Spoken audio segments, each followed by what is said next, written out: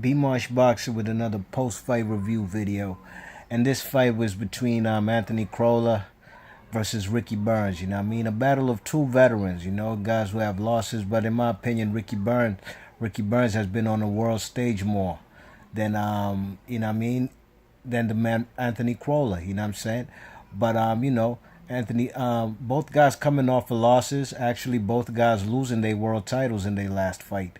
Julius Sundongo beat Ricky Burns, and Anthony Crolla just took two losses to Jorge Linares. And Jorge Linares in the first fight took that WBA 140-pound strap from, was it WBA? Yeah, WBA 140-pound strap away from, the man Anthony Crolla, but that was at lightweight. So Anthony Crolla moved up to 140. He faces Ricky Burns, and this was a good fight, very competitive, close fight in my opinion. Both guys are kind of similar, you know what I mean? But the man Anthony Crolla, his specialty is going to the body, and he was doing heavy body work, you know what I mean, from the beginning. Round one, I did give the round one to Ricky Burns, you know what I mean? Round 2, 3, 4, 5, 6. And 2, 3, 4, 5, 6, and 7 or 6 I gave to the man Anthony Crolla. You know what I mean? He won the early rounds, throwing some body punches, going to the head, closing the distance on the man Ricky Burns. You know what I mean? Ricky Burns at points was keeping his hands in his pockets, wasn't letting his hands go enough to win them rounds. You know what I mean?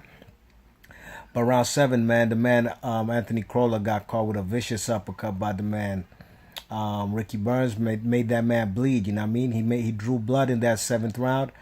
And from that point on, Ricky Burns started winning close rounds, you know what I mean? Very competitive rounds, you know what I'm saying? Keeping away from the man's body shots by, trying to tuck in his arms. But in the meantime, in between time, when the guy was going to the body, he was leaving his head very open, and he was getting caught with numerous headshots, and especially the uppercuts.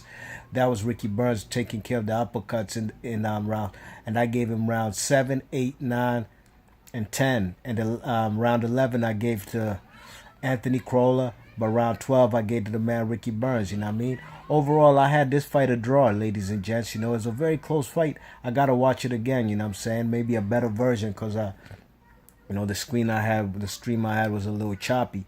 But I thought that this fight was a draw, you know what I'm saying? But the unanimous decision, I can't remember all the scores the judges gave to the man Anthony Crolla, but it was a unanimous decision in favor of the man Anthony Crolla, you know what I mean?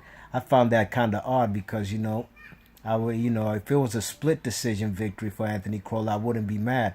I just found it kind of odd that no judge saw it in favor of the man Ricky Burns, you know what I mean? And this is where I get frustrated sometimes with boxing. Just like that Keith Thurman and Sean Porter fight.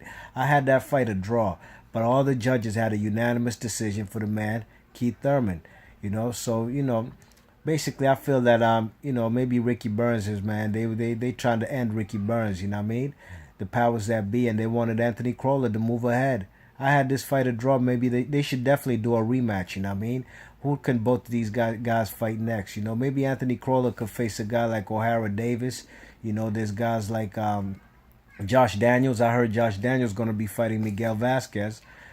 So maybe he could fight the winner of that fight, you know what I mean? But Ricky Burns, if I was him, I'd be pressing for a rematch. B Marsh Boxing, let me know how you guys scored this fight.